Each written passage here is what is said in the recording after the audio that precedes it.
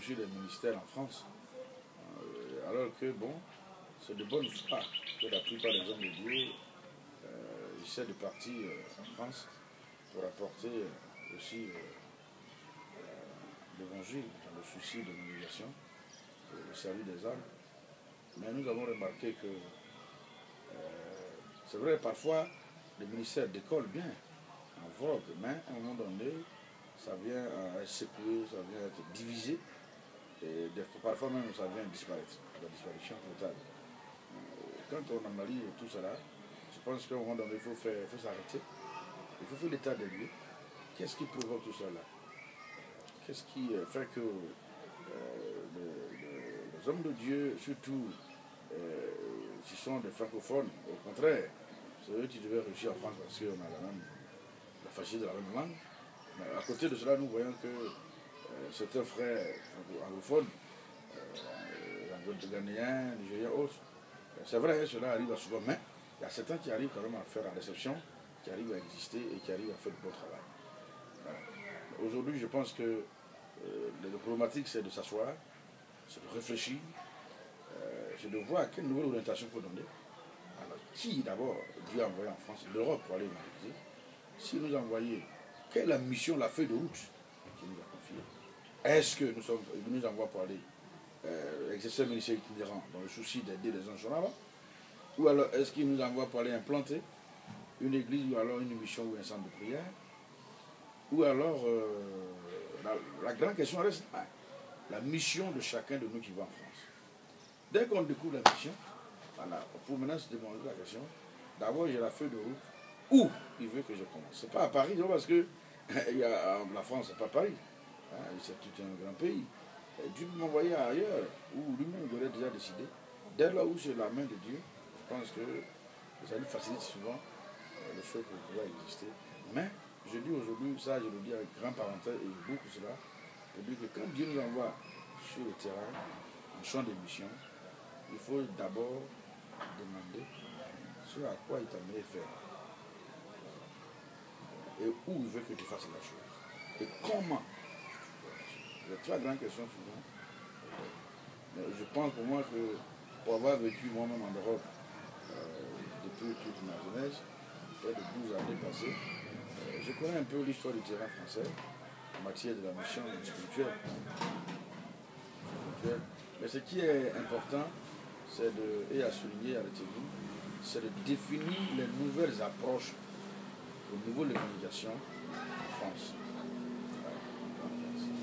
Alors, je disais que le monde a changé, le monde même en mutation, même en Côte d'Ivoire, c'est un peu partout. Aujourd'hui, là, les églises n'arrivent plus trop à donner, je veux dire même que, comme avant, c'est vrai, d'autres qui mettront sur la situation des crises qu'on a traversées, mais je pense que, même si c'est une des raisons, le monde même a changé. Donc quand les gens sentent, il faut voir chaque siècle, à chaque période, qu'est-ce qu'il faut faire.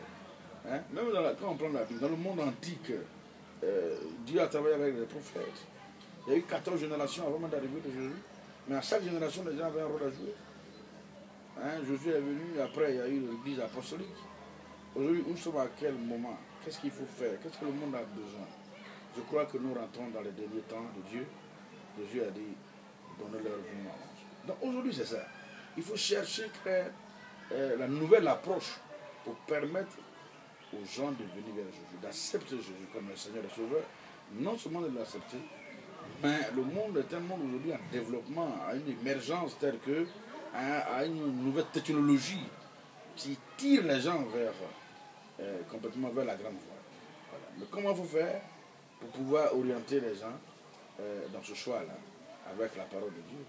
Je dis pour moi, l'approche aujourd'hui, vous qui êtes en Europe, vous qui êtes en France ou ailleurs, il convient que vous vous asseyez et que vous cherchez les thématiques, vous réfléchissez et trouvez la formule. Voilà. Faites d'abord l'état des lieux de l'Église. Voilà. Pourquoi et comment. Dès lors où vous allez recentrer cela, vous allez comprendre que Dieu, par la prière, pourra vous donner une orientation nouvelle vous permettant de vraiment de gagner l'Europe parce que c'est un terrain missionnaire. C'est clairement, je pense que l'Europe, la France, la Suisse, comme un peu partout autour de ces pays-là, ont besoin véritablement de Dieu parce qu'ils ont perdu un peu, si tu veux, le sens même de la vraie spiritualité. Voilà, une vraie spiritualité. Aujourd'hui, tout le monde court vers l'argent, tout le monde court vers la modernisation, tout le monde, et puis le monde est devenu un peu égoïste. Le monde est devenu égoïste. La plupart des hommes qui viennent dans ces églises, les gens ne donnent plus rien, parce que l'argent ne leur suffit plus. Il ne suffit plus, ils vont payer combien de fois offrande, ils vont payer combien de fois dîmes. Il y a combien de personnes qui sont capables de faire un don, de participer à l'achat d'une salle de prière, de soutenir le pasteur dans le ministère. L'argent se fait rare, dès lors il faut changer de formule pour en avoir assez pour pouvoir accomplir l'œuvre à laquelle il est. Mais je pense que tout cela, c'est la prière. Mais aujourd'hui, si moi, quelqu'un me posait une question aujourd'hui, ici, il faut que nous changeons la façon de faire. C'est clair. L'Europe, comment l'Europe bouge, aujourd'hui en Côte d'Ivoire, en Afrique en général, si vous voulez, j'ai vécu l'expérience avec l'église adventiste en Mauritanie. Personne n'a pu installer l'église en Mauritanie, mais ils ont compris ce phénomène. Ils ont trouvé la stratégie de pouvoir rentrer en Mauritanie en allant d'abord implanter, ou alors je vais dire construire un grand hôpital. Et quand ils ont compris l'hôpital, ça va commencer à soigner les gens, les pauvres, les nécessités, ceux qui n'avaient pas les moyens. L'État lui-même mauritanien leur a donné, la Mauritanie est un État laïque, un État complètement islamique. Mais vu ce que l'Église a fait, le gouvernement a donné place à l'Église adventiste de s'installer. Et aujourd'hui, par la sagesse, à travers l'hôpital, ils ont commencé à gagner des âmes et l'Église est d'elle. Donc aujourd'hui, les approches ont changé. Ils ont changé. Nous-mêmes, nous avons vécu une situation quand il y a eu la guerre et la crise. Mais les églises ont été touchées, les églises de 1000 ont descendu à 400 personnes, 200. Les églises de 400 sont descendues à 50 ou 100 personnes. Mais il fallait trouver le mécanisme pour pouvoir relever l'église. On a commencé par les moyens de conseil, on a commencé par d'autres actions prophétiques. Mais un jour, on a, sous la prière, dans la prière, on avait compris qu'il fallait changer de méthode par la voie spirituelle. On a dit, écoutez, les gens ont faim.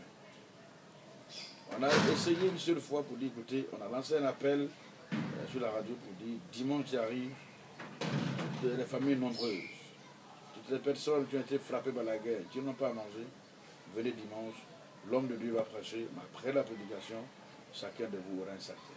Mais le dimanche, l'église a repris, l'église a repris. On n'a pas fait croisade. On a compris que le besoin des gens était là, c'était de trouver de quoi manger. Et comme quand on dit, Jésus a dit, donnez-le-vous la manger, c'est vraiment une réalité. C'est pourquoi on se force aujourd'hui, pour que Dieu nous donne les moyens. Et aujourd'hui, je pense qu'on doit plus tendre la main, on doit plus donner, on doit faire appel aux gens. Et quand les gens viennent vers nous, les pasteurs, ils doivent trouver vraiment une solution à leurs problèmes. Tant spirituel, moral, tant aussi, quand ils ont faim, ils doivent trouver de quoi manger. L'Église doit chercher à mettre des projets en place, à enseigner les gens sur la méthodologie de l'entrepreneuriat, à amener les chrétiens à travailler, car si Dieu ne bénit que l'œuvre de nos mains.